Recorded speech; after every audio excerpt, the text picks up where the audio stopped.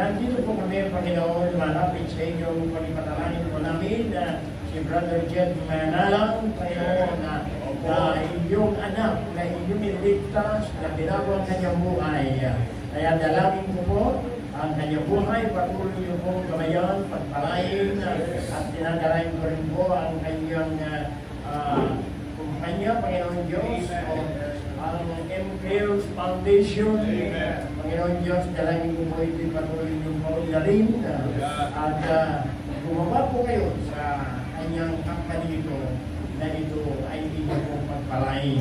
Panginoon Diyos, marami rin salamat sa kanyang pagbigay ng kanyang sasakyan sa mga Shepherd family. Upang ito po ay gamitin namin sa ministry, ang sundo pag-atid ng mga tao, at gamitin sa mga lakad po ng mga pastor, upang ito po ay malaking tulong po sa bawat simbahan ng mga Good Shepherd family.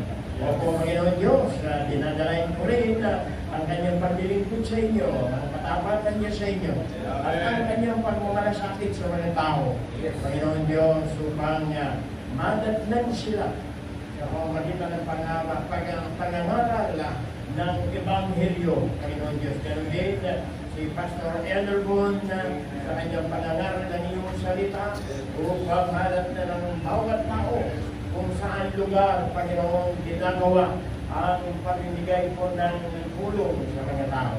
O Panginoon Diyos, dalangin ko po ang kapatid na ito, patuloy yung pagpalain Brother Jan at si Pastor Elderbon, kasama ang kanyang mga tao, Panginoon Diyos, gawin po ninyo sila maging masunod na mabait at mapagmahal sa aming kapatid na ito.